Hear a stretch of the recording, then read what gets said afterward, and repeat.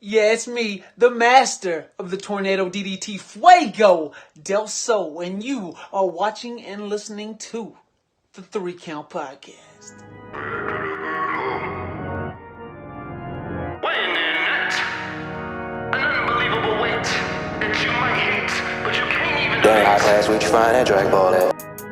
Now entering Welcome the everybody to ring. another great Married edition to of the Three business. Count Podcast presents Now Entering the Ring. I'm your host, Clifford Red Dog Miller, the man that leads you up this mountain called wrestling. Yes, you can call me your Sherpa, but more importantly, every Sherpa has to have a person who led them up the mountain, so you have to ask for some help and get some more experience, and that's what I do. So it's never about me, it's about who's entering the ring. And today, this man can be found at EWA, UCW, NWL, CZW, ACW, and WDWA. He is the Red Prince. Welcome, TJ Sykes.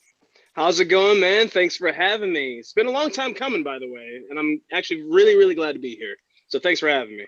Yeah, man, I'm super excited having you on the show, dude. I know this is like one of the episodes because we've been trying to get this linked up for a little bit, and then everything finally all the planets aligned, man, and we got it Right, done, right.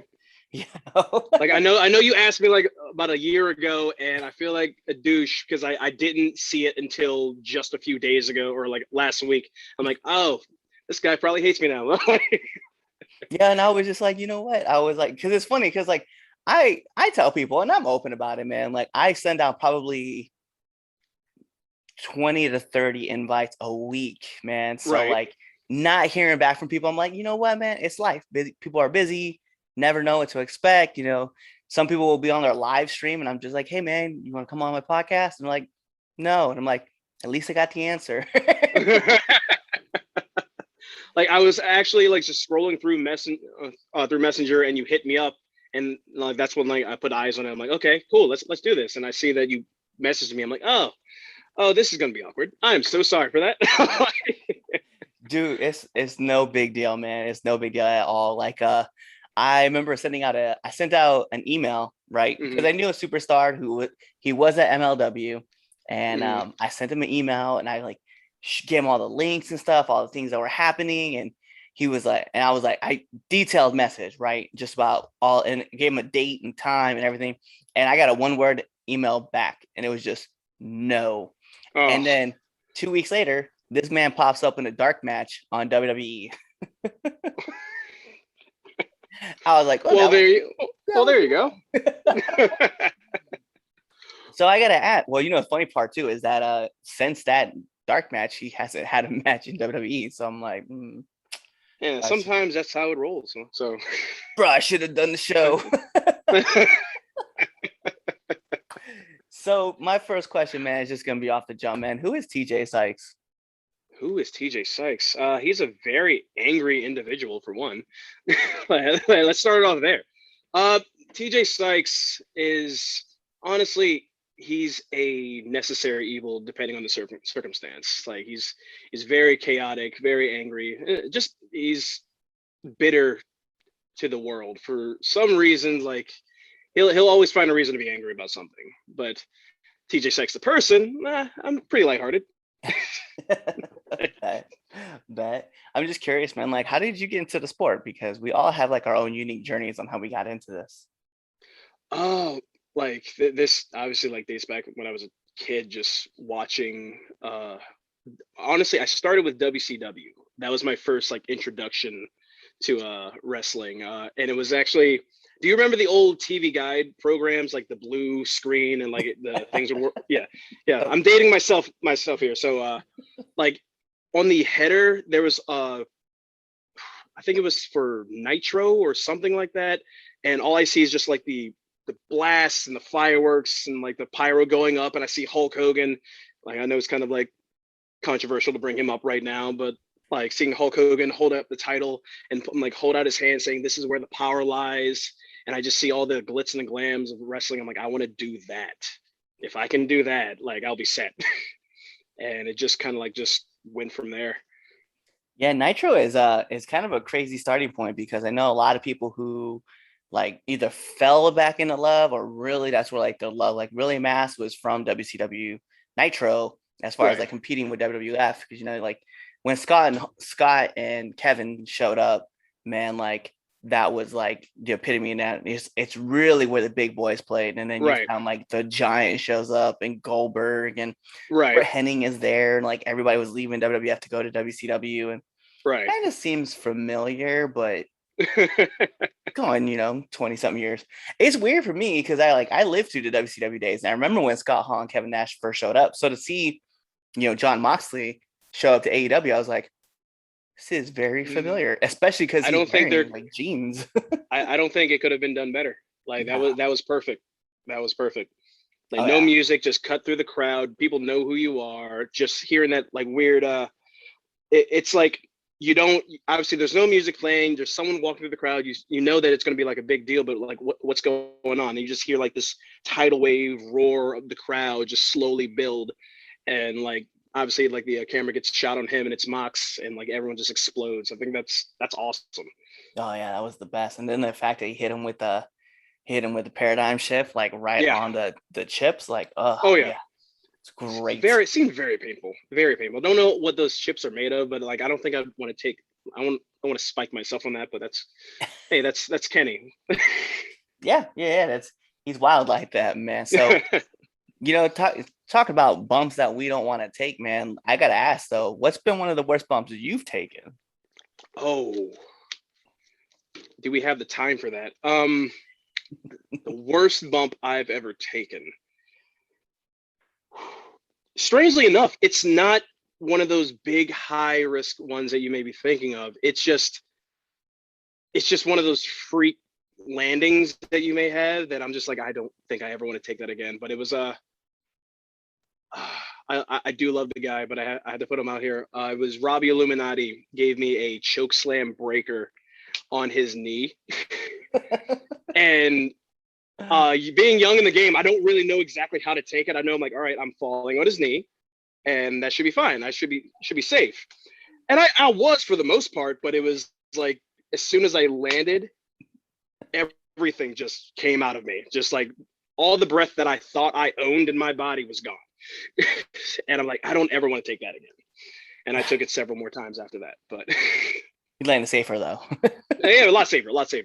But that's the first one that comes to mind though. That's funny, man. Like I think I've only been in for like just under like 19 months, just right at the 19th month mark. Mm-hmm. And like, yeah, I've taken some bumps where I'm just like, you know what? I don't care to do that again. Like ever. And you're just starting. Starting. It's only gonna get worse. I'm just kidding. But it's also funny because like I'm like, because I just turned 36. So I'm just like, I'm old enough to know like, hey man, like that may not be the smartest thing, but I'm also still like quite young enough to be like, I'm gonna do that. So I'm curious, man, like we've talked about like, one of your worst bumps. I'm wondering like who has ever hit you the hardest? The hardest. Oh, that's a good one. I could say recently, because I like the hard hitting style. That is one of my favorite things to do. Obviously, like doing it safe and everything. But recently, Clay Jacobs over at WDWA this past weekend or 2 weekends ago, we beat the crap out of each other. Like it was a pretty good beating. But I would have to put him up there. Strangely enough, I would also have to put Corey Bush. Hits pretty hard. And Elijah Burke, who, I mean, obviously he has a boxing background, so like I know I'm going to get tagged a few times. That's a pretty solid 3, especially that last one. Yeah. So, okay, well, I'm going to ask, man, like, how did that match come together? Like you and Elijah Burke? Oh, really out of the blue. So at that point in time, I just left EWA, and it was this big, like, you can't work all these places in Maryland. You can only work one spot. Wasn't a big fan of that. Other stuff happened, but like ended up leaving. And BCW, Baltimore Championship Wrestling, came around and was recruiting me for a show. And honestly, what sold me on the show was the fact that Elijah Burke was going to be on there. Like Elijah Burke is definitely one of my heroes and one of the guys I looked up to, and I was like, sure, I'll do that show. Why not? And got there, got to meet him, did the show. The show was pretty solid, and somebody, I'm not sure who, told them my background, like with like being a big fan of Elijah Burke, and that got back to the promoters and everything. So they're like, this could be like a story building here. And I get hit up probably a couple weeks later after the first show saying, how would you like do this match? Needless to say, I jumped right on it, but it was really out of the blue.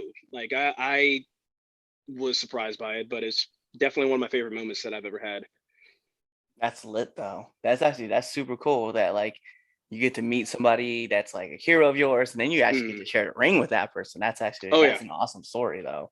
Oh yeah, like that was definitely like one of my top 5 favorite moments, and that was perfect for me. That, man. So I'm very curious though, man. Like, what's been like one of the hardest lessons that you've had to learn in the business? One of the hardest lessons.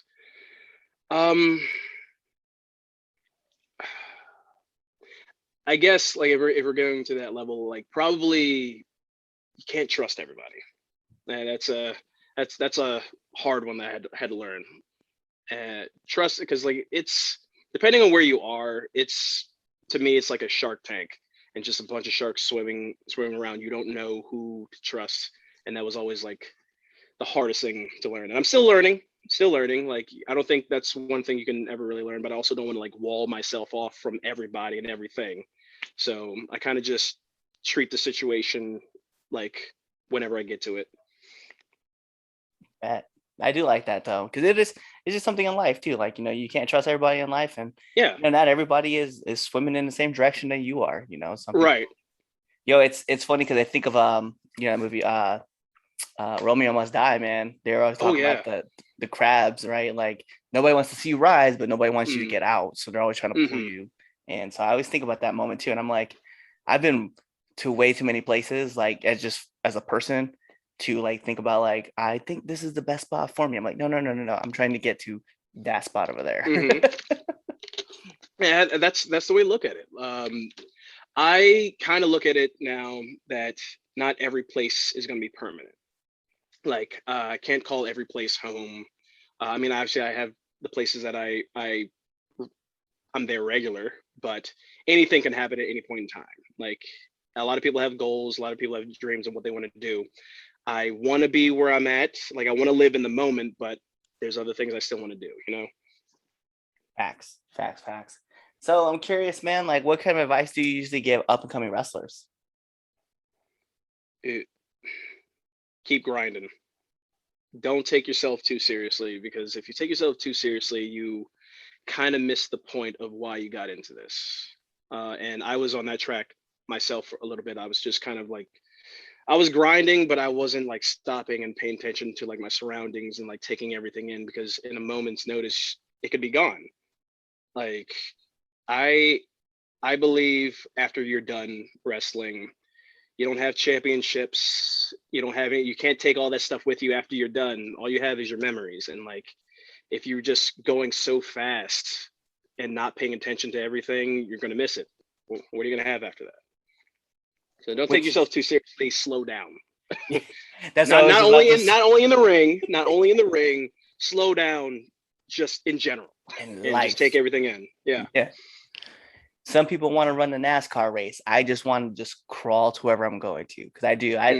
I've sat back and thought about that. Like, you mentioned like one of your favorite moments was, getting in the ring with Elijah Burke. One of my favorite moments, and like I said, we've been talking about it. One of my favorite moments was legitimately just sharing the locker room with TJP and just like talking to him and picking his brain about wrestling. Like that was amazing. And then like you're like, everyone's a fan. You're in this. You were a fan. You're in it. You're never gonna stop being a fan. Right. Like moments like that, I still think back to like when I wasn't in the business. Like whoever thought that this would happen. Like for you, like whoever thought I'd be sharing a locker room with TJP. Like this is cool. This is really cool, right? Like never would have seen. You never know where you're gonna go.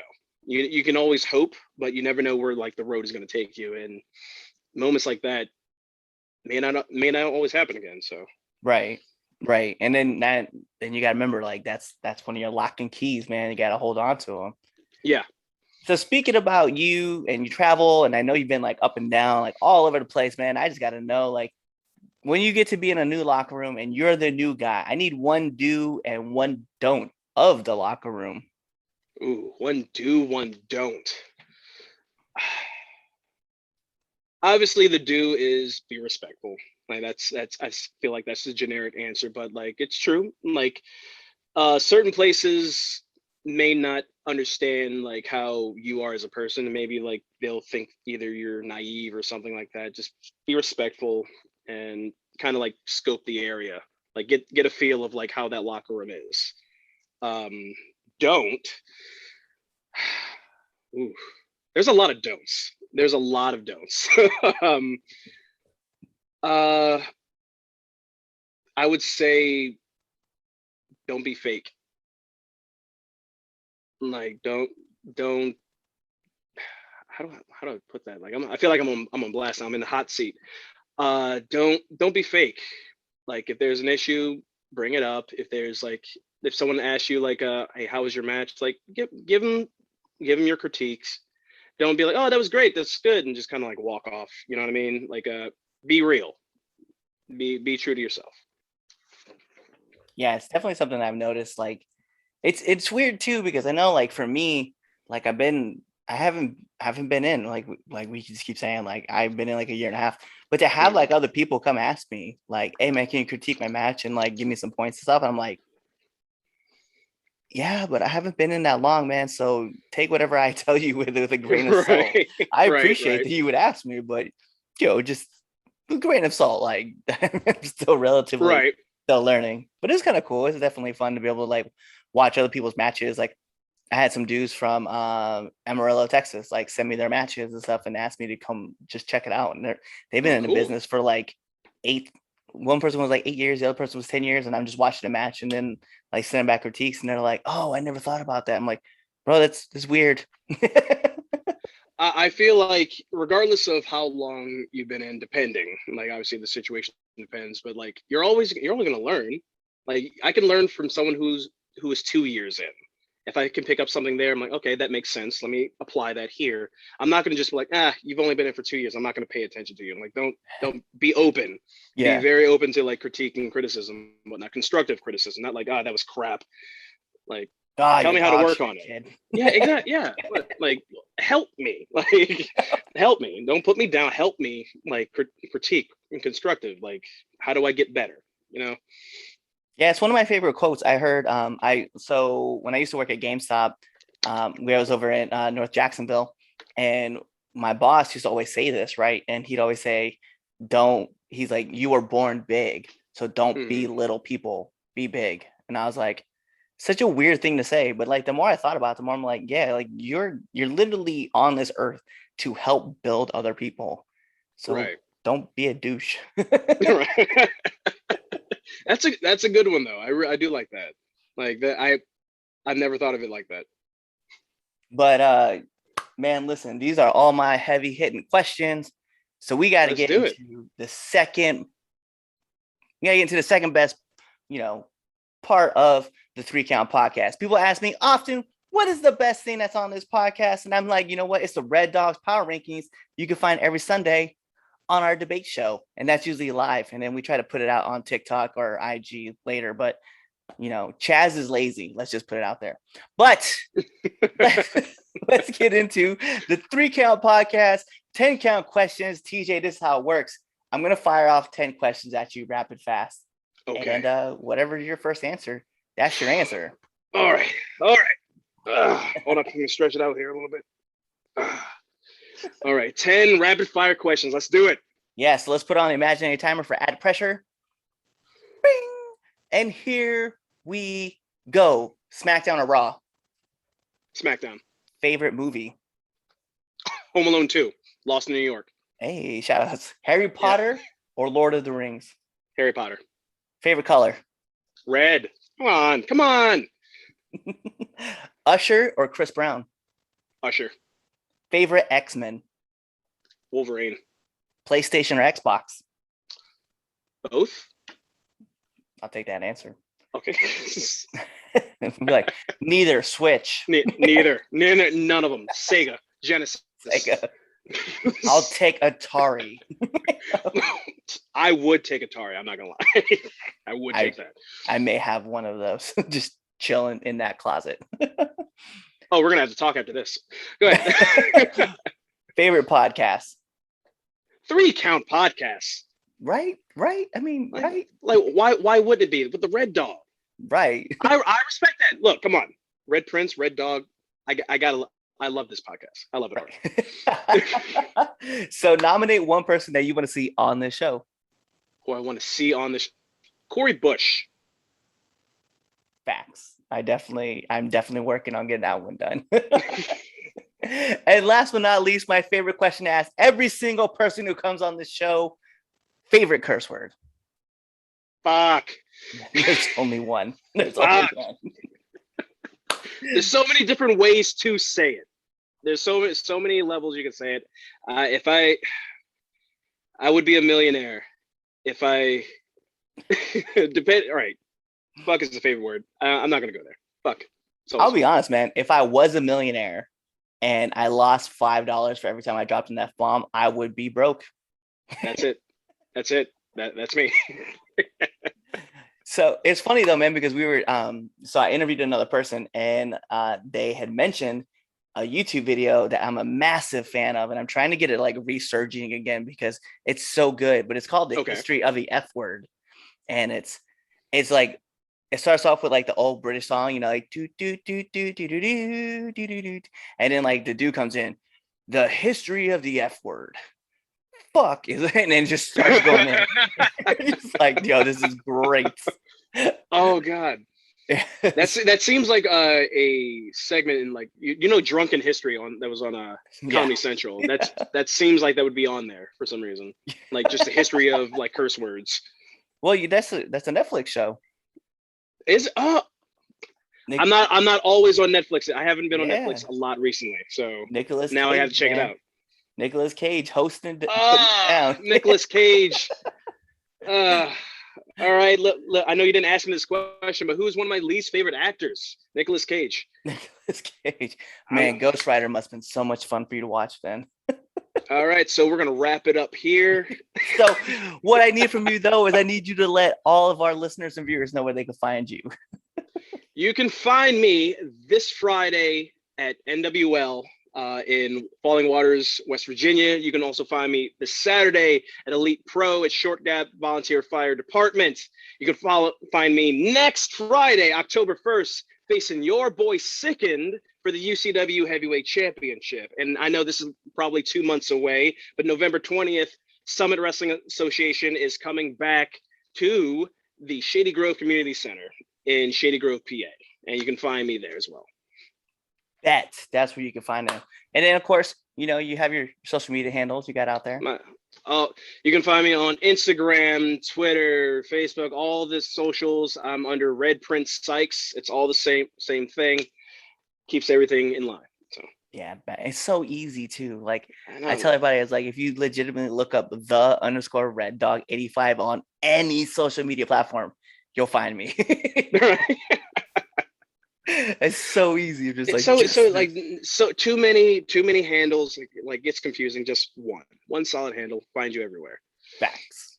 But that's it. We gotta take it home, man. We gotta take it home. We're gonna wrapping it up now. Yeah, it's the finish, man. So you guys know what that means. That means that this is the 3 Count Podcast presents Now Entering the Ring. And as I said, I'm your host, Clifford Red Dog Miller, the man who leads you up this mountain called wrestling. But like every good Sherpa, that's who I am, because that's who you'll address me as, Sherpa Red Dog. I don't know if that works or not, but that's going to be something new.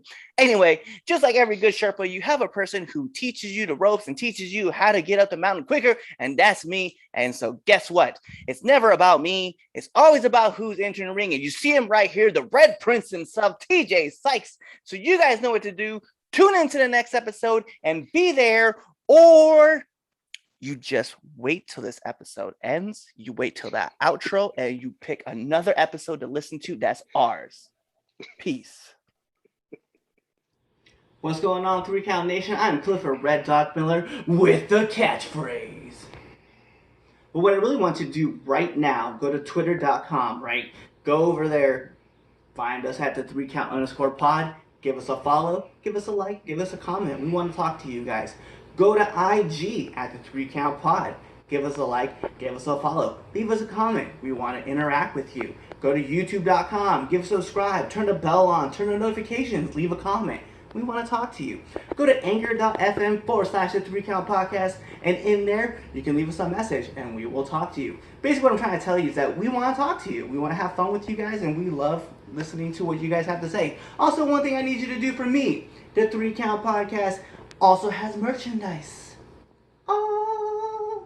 At prowrestlingtees.com/the 3count pod. Please go buy our t-shirts. We love you guys, and we hope you love us too. So show us some support, please.